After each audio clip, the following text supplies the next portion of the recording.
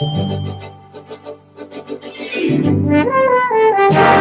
back here on Jones and Company, and we have as our guest on the program today Mr. I. Chester Cooper, who is the Member of Parliament for Exuma and Ragged Island. Godfrey?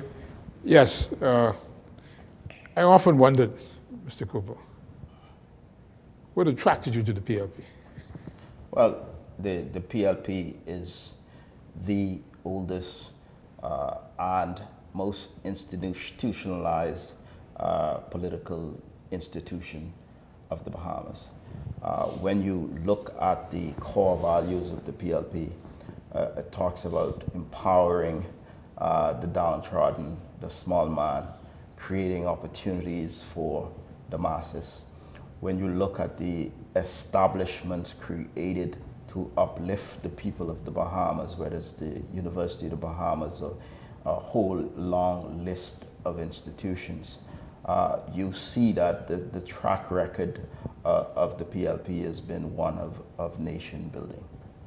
When you think of the story of Chester Cooper as a young boy from Forbes Hill, Little Exuma, a big family that had very little, who was able to go to university on scholarships, come back to the Bahamas, get a job and move up the ranks in the financial services industry, buy a company, a large company in the Bahamas, participate very actively in the business community and done very well for myself, my family, the 400 people we employ.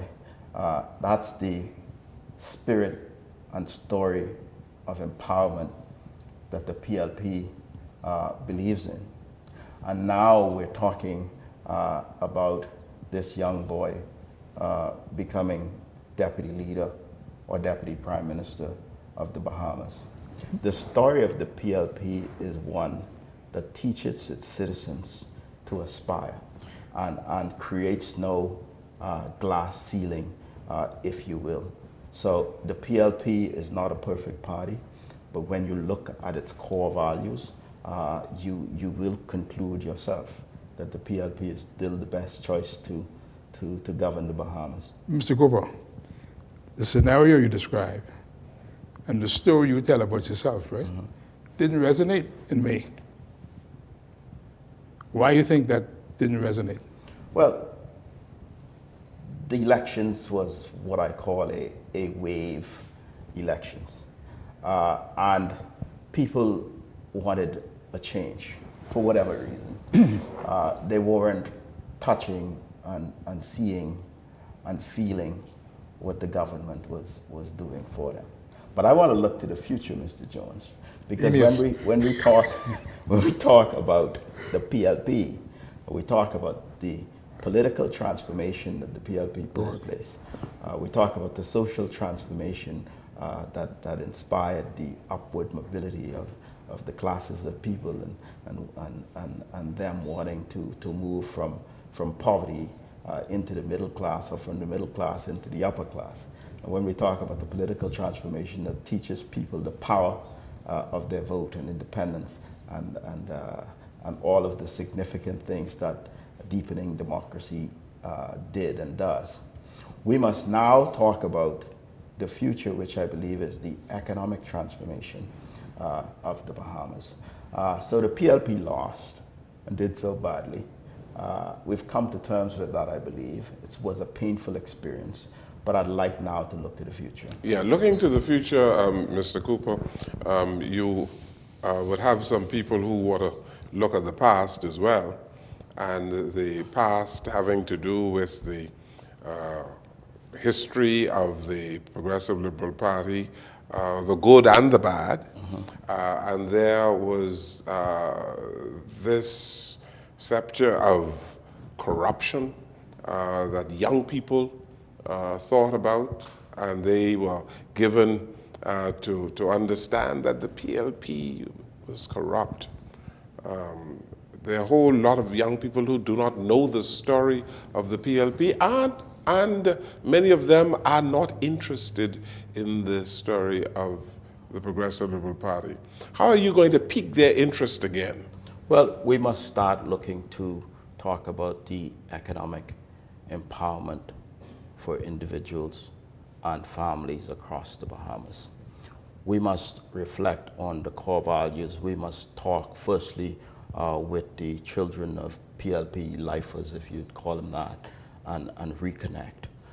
We have to re-energize the PLP again, re-energize the brand, have a outreach program that reaches the youth, the next generation of voters, people who are 13, 14, 15 now.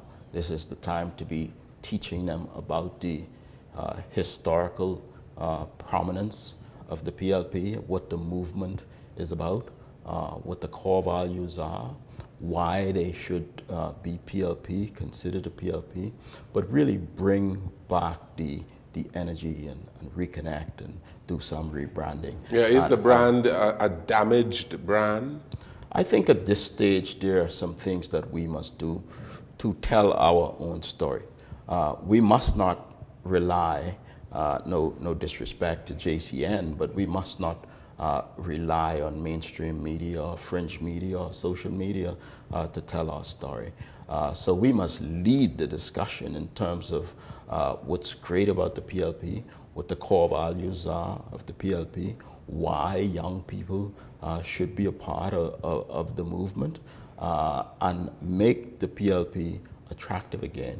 One of the things that I will hopefully have an opportunity to be actively involved with the blessing of the leader is to engage in an active recruitment exercise where I find people of like mind, my age, younger, older people who may not have gotten involved before but who would have a lot to offer.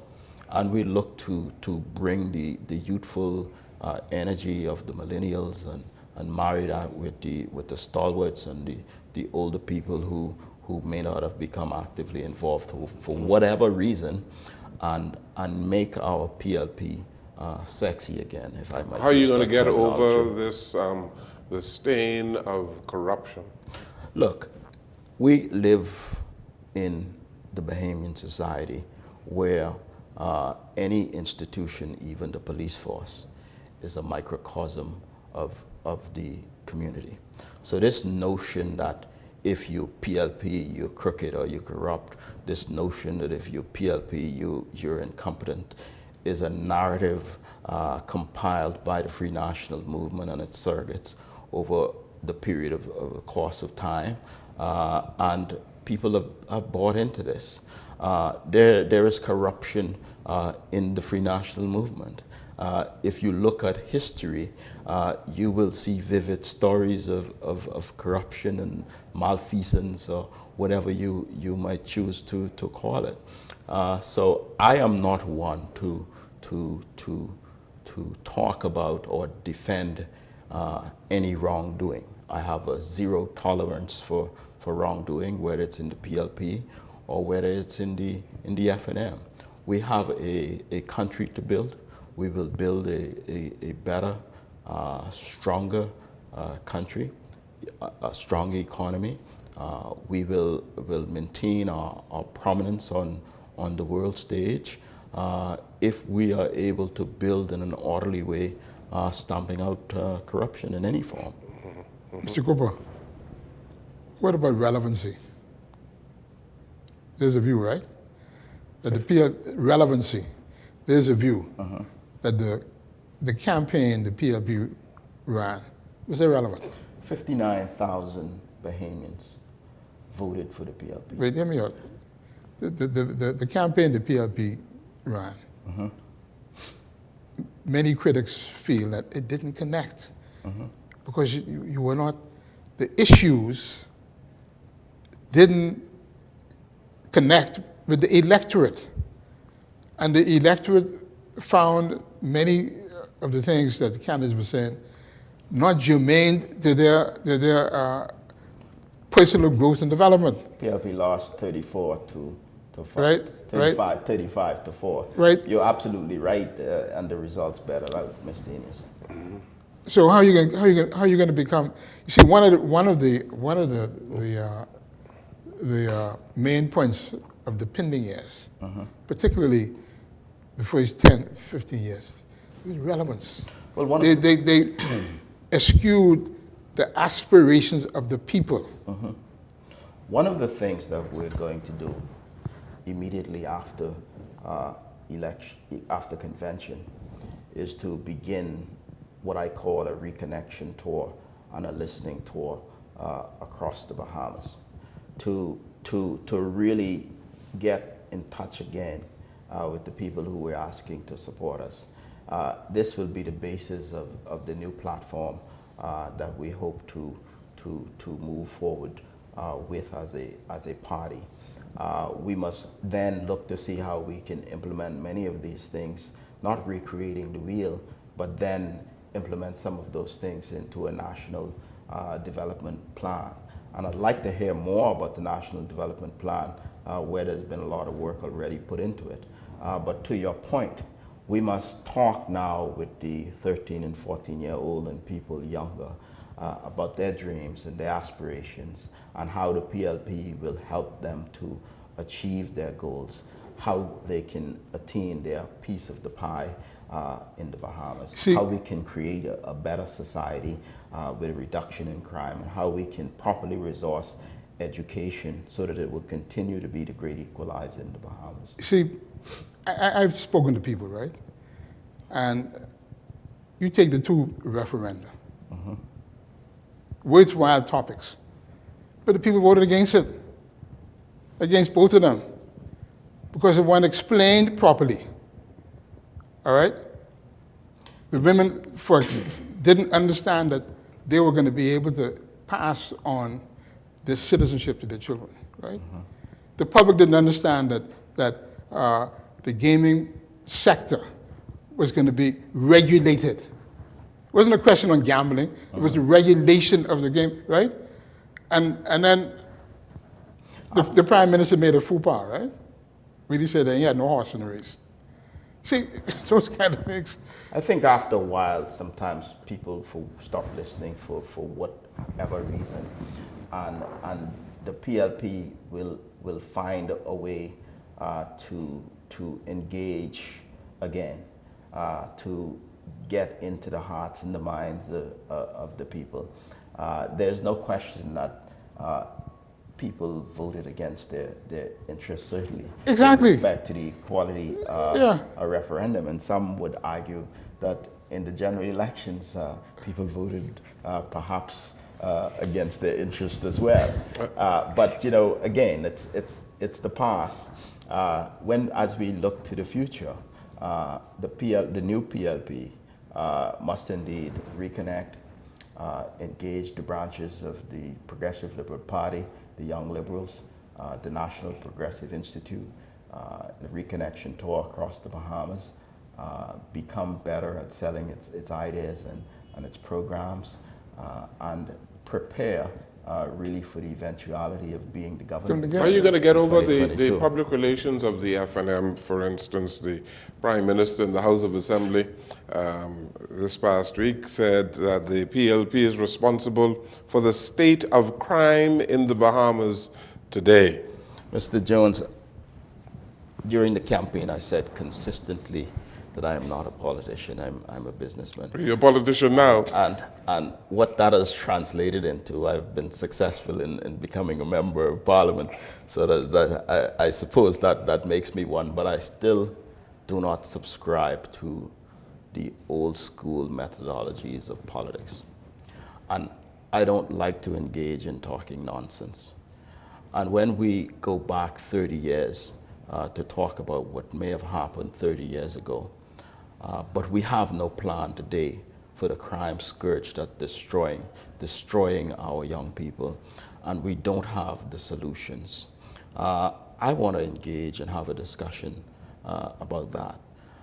I'm tired of hearing about what the PLP didn't do well by this government who was elected to lead. We now want to see how they can do it better. The Bahamian people elected the FNM to be the government of the Bahamas, to implement their economic plan, to create jobs, to create economic activity, to solve many of the social ills like crime. to improve the education system. I'd like to talk more about those things, and those discussions have been few and far between. Okay, we're going to talk some more about the issues when we return. This is our final break on our program, Jones and Company. We'll come right back.